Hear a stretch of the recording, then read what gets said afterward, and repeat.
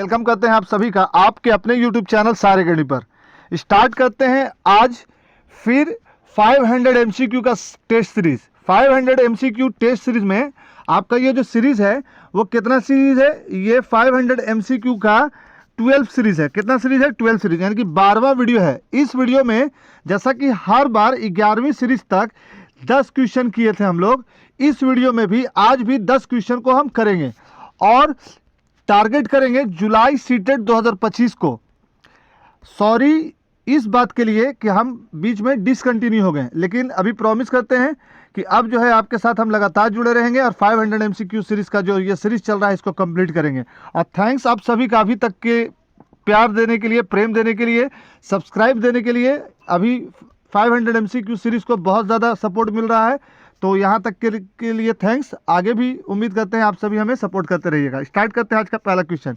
Gender के बारे में क्या है? जेंडर क्या है? एक आर्थिक अवधारणा है, एक आंशिक अवधारणा है, एक जैविक निर्धारक है, एक मनोवैज्ञानिक सत्ता है या फिर एक सामाजिक संरचना है। जेंडर क्या है? जेंडर क्या है? देखिए जेंडर जो है वो, अगर हम लोग डिटेल में जाएंगे जेंडर क्या है इसको फोकस कीजिएगा। जेंडर क्या है? तो जेंडर एक आर्थिक अवधारणा नहीं है, क्योंकि जेंडर मतलब कहीं से भी इकोनॉमिकल बेस पर जेंडर का निर्धारण नहीं हो सकता है। अगर कोई अमीर है तो लड़की है और कोई गरीब है तो लड़का है, ऐसा नहीं हो सकता। आर्थिक अवधारणा तो बिल्कुल नहीं है।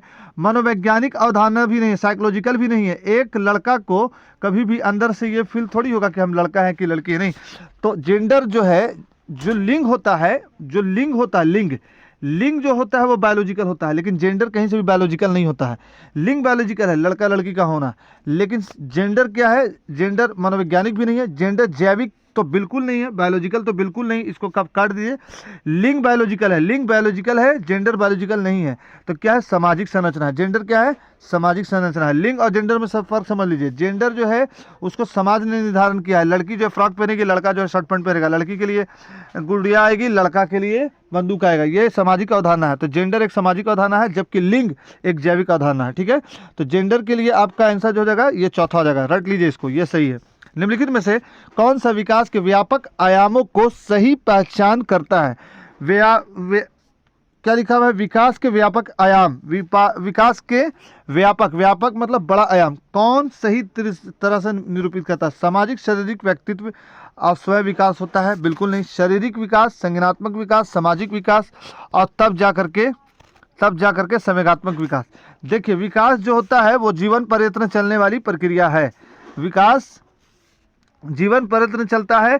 वृद्धि कुछ समय के बाद रुक जाती है। जैसे हो सकता है कि आपका हाइट 10 साल की उम्र में 4 फुट है, तो हो सकता है कि 20 साल के बाद आपका हाइट जो है वो 5 फुट हो जाए, ये वृद्धि है। और 20 साल के बाद आपका हाइट 21 साल के बाद रुक जाएगा, तो ये वृद्धि है। लेकिन विकास का जीवन पर्यंत है। हो सकता है कि 10 साल की उम्र में आपको 10 तक टेबल याद है, हो सकता है कि 20 साल की उम्र आते आते आपको 50 तक टेबल याद हो जाए। हो सकता है 10 साल की उम्र में आपको बाइक चलाने नहीं आता हो सकता है कि 20 साल के बाद आपको बाइक चलाना आ जाए। तो विकास जीवन पर्यंत चलने वाली प्रक्रिया है। तो इसमें व्यापक आयाम यानी कि बड़ा आयाम कौन सा ऑप्शन निरूपित करता है? फर्स्ट तो होगा नहीं, सेकंड पर थोड़ा डाउट है, इसको डाउट में रखते हैं। थर्ड पढ़ते हैं। संवेगात्मक, बौद्धिक, आध्यात्मिक एवं स्वयं। देखिए पहले संवेगात्मक विकास नहीं होता है, सबसे पहले शारीरिक विकास होता है। ये कहानी खत्म हो गई। शारीरिक यहाँ भी नहीं था, यहाँ भी नहीं था, खत्म हो गया। शारीरिक 2 में है और 4 में है। शारीरिक व्यक्तित्व विकास बाद में नहीं होता है, पहले शारीरिक हो गया, उसके बाद फिर तो यहाँ 4 भी कट गया, तो बच गया 2। शारीरिक, संज्ञानात्मक, सामाजिक और संवेगात्मक, यानी कि सा शारीरिक, संज्ञानात्मक, सामाजिक और संवेगात्मक, ये हो जाएगा 2 का आंसर सही हो जाएगा। वृद्धि के बारे में निम्नलिखित कथनों में से कौन सा सही है? वृद्धि बहुआयामी है, जिसमें वृद्धि परीक्षणों के द्वारा पूर्ण रूप से परिमेय न की जाने वाली कई योग्यताओं का सम्मिलन है। बुद्धि अभिसारी रूप से सोचने की योग्यता है। बुद्धि अनुभव के परिणाम के रूप में व्यवहार में एक अपेक्षाकृत अस्थायी परिवर्तन है। हो सकता है ये हो, लेकिन आगे हम पहले पढ़ लेंगे तब समझेंगे कि ये क्या है। फर्स्ट और थर्ड में थोड़ा सा डाउट है, फर्स्ट को भी डाउट में रखते हैं। वृद्धि एक अनुमानसिक विशेषक है, जिसमें मानसिक गतिविधियां जैसे स्मरण एवं तर्क शामिल है। वृद्धि में कभी भी मानसिक नहीं हो सकता है, तो जो बुद्धि है, बुद्धि में ये नहीं, अनुवांशिक बिल्कुल नहीं होगा। बुद्धि क्या है? बुद्धि एक बहुआयामी होता है, बुद्धि एक बहुआयामी होता है। यहाँ पर ज़्यादा ए ज़्यादा सही है, यानी कि फर्स्ट ज़्यादा सही है, तो फर्स्ट ऑप्शन सही हो जाएगा। थर्ड नहीं होगा, क्योंकि अनुभव से जो सीखते हैं हम लोग, बुद्धि नहीं सीखते हैं, बल्कि अनुभव से जो प्राप्त होता है वो ज्ञान प्राप्त होता है। यहाँ पर बुद्धि नहीं होगा, यहाँ पर फर्स्ट का ऑप्शन सही हो जाएगा। बुद्धि बहुआयामी होती है, मल्टी डायमेंशनल होती है। हो सकता है कि किसी की बुद्धि जो है क्रिकेट में अच्छी है, जैसे विराट कोहली आज जो है पाकिस्तान के साथ खेल करके शतक पूरा किया, तो उसकी जो बुद्धि है वो क्रिकेट में अच्छी है, तो वो ज़रूरी नहीं है कि मैथ भी उसका स्ट्रांग होगा, मैथ में कमज़ोर होगा। तो बुद्धि जो है बहुआयामी होती है, अलग अलग डायमेंशनल में होती है। तो यहाँ पर फर्स्ट ऑप्शन सही हो गया। उसके बाद पढ़ते हैं, तीसरा क्वेश्चन तक हो गया, दूसरा क्वेश्चन तक हाँ तीसरा क्वेश्चन तक हो गया। पढ़ते हैं 4 नंबर का क्वेश्चन। 4 नंबर के क्वेश्चन में है कि निम्नलिखित 4 नंबर के क्वेश्चन में निम्नलिखित में कौन प्राथमिक समाजीकरण माध्यम है। प्राथमिक समाजीकरण सबसे पहले आपका परिवार होगा, तो मीडिया काट दीजिए, विद्यालय काट दीजिए, विद्यालय सेकेंडरी है, मीडिया थर्ड है, और सरकार तो होगा ही नहीं, परिवार हो जाएगा प्राथमिक। फिफ्थ, जीन पियाजे के सिद्धांत का प्रमुख प्रस्ताव है कि बच्चों को सोच गुणात्मक रूप में वयस्कों से भिन्न होता है। बच्चों की सोच गुणात्मक रूप से वयस्कों से भिन्न होता है। ये हो सकता है कि ये सही हो, लेकिन हम आगे पढ़ते हैं। बच्चों की सोच वयस्कों से निम्न होता है, निम्न कभी नहीं बोल सकते हैं, हो सकता है कि बच्चा आपसे ज़्यादा सोचे। थर्ड, बच्चों की सोच वयस्कों से बेहतर होता है, बेहतर बोल सकते हैं, लेकिन ज़्यादा गुणात्मक रूप से ज़्यादा होता है, ये भिन्न होता है, ये सही है।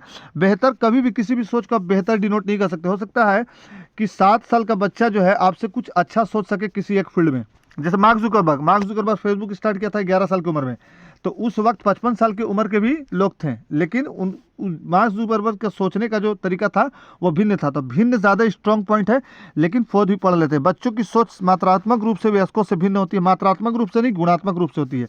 तो यहाँ पर जो सबसे स्ट्रॉन्ग है वो कौन है, ए है, तो यानी कि फर्स्ट है। फर्स्ट को आप सही करेंगे, ठीक है, या तो ए लिखा रहेगा या तो फर्स्ट लिखा रहेगा। निम्नलिखित में से कौन सी पूर्व संक्रियात्मक अवस्था बच्चे की विशेषता को बताती है। पूर्व संक्रियात्मक अवस्था, पूर्व संक्रियात्मक अवस्था, तो ये बच्चे को सबसे ज़्यादा जो है पूर्व संक्रियात्मक अवस्था बच्चे की विशेषता को बताती है। निम्नलिखित में कौन सा ऑप्शन है जो पूर्व संक्रियात्मक अवस्था में बच्चे की विशेषता को बताती है। विचारों की अनुक्रमणीयता, वर्तुल प्रतिक्रिया, ये नहीं होगा। लक्ष्य निर्देशित, तो बच्चा पूर्व संक्रियात्मक में होता ही नहीं, संक्रियात्मक में होता है, और या फिर संवेदीगामक में होता है। विलंबित अनुकरण होगा ही नहीं, क्योंकि ये किशोरावस्था की अवस्था है, तो यहाँ पास हो जाएगा फर्स्ट ऑप्शन सही। सबसे पहले आप काम क्या कीजिए, चारों ऑप्शन को पढ़िए, काटना स्टार्ट कीजिएगा, ये नहीं होगा, ये नहीं होगा, या ये दोनों में से कोई होगा, और उसमें स्ट्रॉन्ग खोजिए। स्ट्रॉन्ग कौन है, तो स्ट्रॉन्ग 1 है। ICCDP लगाइएगा तब जाएगा, तब सही होगा, नहीं तो अगर सही खोजिएगा तो ये GS नहीं है कि बिहार की राजधानी पटना हो गई, नहीं। बच्चों और उनके अधिगम के संदर्भ में निम्नलिखित कथनों में से कौन सा सही है। बच्चों और अधिगम, बच्चों को अधिगम हेतु प्रेरित करने के लिए उन्हें पुरस्कृत एवं दंडित करना। पुरस्कृत दंडित तुरंत काटिए, बड़ा डेंजर ऑप्शन है। सभी बच्चे सीखने के लिए स्वाभाविक रूप से प्रेरित होते हैं। सीखने के लिए स्वाभाविक रूप से प्रेरित होना, ये हो सकता है सही हो, लेकिन थर्ड पढ़ लेते हैं, इसको डाउट में रखते हैं। बच्चों को सीखने के लिए अभिप्रेरणा तथा सीखने के लिए उनकी सक्षमता केवल अनुवांशिक, एकदम केवल तो डेंजर है, इसको भी काट दीजिए। चौथा, बच्चों की सामाजिक आर्थिक पृष्ठभूमि उनकी प्रेरणा एवं अधिगम क्षमता के निर्धारित व सीमित करती है। देखिए ये हो गया निर्धारित सीमित, ये भी निगेटिव हो गया, तो फर्स्ट, थर्ड और फोर्थ निगेटिव, आपका 2 आंसर नंबर 2 क्या हो गया, सही हो गया। आंसर नंबर 2 सही। चलिए क्वेश्चन नंबर 8 और 9, प्रगतिशील शिक्षा में बच्चों को किस प्रकार से देखा जाता है। खाली स्लेट के रूप में, छोटे वयस्कों के रूप में, निष्क्रिय अनुकारकों के रूप में, या सक्रिय अन्वेषक के रूप में। निष्क्रिय काटिए, छोटे अन्वेषक काटिए, खाली स्लेट काटिए, कुछ ना कुछ बच्चा सीख के आता है, तो ऑप्शन नंबर 4 सही हो जाएगा। खाली स्लेट कभी नहीं बोलना, निष्क्रिय कभी नहीं बोलना है, ये सब नहीं बोलना, रट्टा उट्टा वाला ऑप्शन हटा देना है। लेव वैगोत्स्की के अनुसार अधिगम एक अनुबंधिक गतिविधि है, एक सामाजिक गतिविधि है, एक व्यक्तिगत गतिविधि है, एक निष्क्रिय व्यक्ति। नाम क्या है, लेव वैगोत्स्की जहाँ पास आएगा समाज सबसे ज़्यादा मजबूत हो जाएगा, तो समाज जहाँ ऑप्शन रहेगा लेव वैगोत्स्की में लगाइएगा, तो सामाजिक गतिविधि ये सही है। और जीन पियाजे पूछेगा तो संज्ञानात्मक से रिलेटेड है। जीन पियाजे के अनुसार बच्चे आ गया, जीन पियाजे के अनुसार बच्चे को पुरस्कार एवं दंड के सिद्धांतों का प्रयोग करते हुए विशिष्ट तरीके से व्यवहार करना एवं सीखना सिखाया जाने से। पुरस्कार और दंड काटिए फटाक से, बॉडी डेंजर ऑप्शन ही, पुरस्कार दंड, इससे दूर रहा कीजिए। तो पुरस्कार दंड रहेगा, काट दीजिए। ज्ञान को सक्रिय रूप से संरक्षित करते हैं जैसे जैसे वे दुनिया में व्यवहार कौशल का उपयोग करते हैं तथा अन्वेषण करते हैं। ये हो सकता है सही हो। लास्ट क्वेश्चन है ये, प्रश्नात्मक अधिगम की प्रक्रिया का अनुसरण करते हुए दूसरों का अवलोकन करते, ये गलत हो गया। फोर्थ, उद्दीपन अधिक्रिया सिद्धांत, ये देवे नहीं गिनता, इसको काटिए, हटाइए। हो गया सेकंड ऑप्शन सही, तो सेकंड ऑप्शन अब तक सही हो गया। ये था आपका 12वां सीरीज 500 MCQ सीरीज का।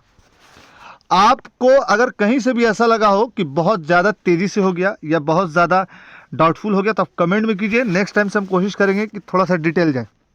लेकिन जैसा कि आप सभी जानते हैं कि 500 क्वेश्चन को करना है, इसलिए थोड़ा सा जो वीडियो होता है वो फास्ट होता है। तो कीजिए अपने प्रैक्टिस को बूस्ट, तैयार हो जाइए जुलाई सीटेट 2025 के लिए। और जहां तक आज तक आप लोगों ने सपोर्ट किया, आगे भी सपोर्ट कीजिए और हमें उम्मीद है कि सपोर्ट करते रहेंगे। शेयर कीजिए इस सीरीज़ को, सक्सेस कीजिए इस सीरीज़ को, सब्सक्राइब कीजिए, लाइक कीजिए और हमें सपोर्ट करते रहिए। आज के लिए इतना ही, फिर मिलेंगे अगले किसी इन्फॉर्मेटिव वीडियो और सीटेट की क्लास में। Thanks for watching video. Visit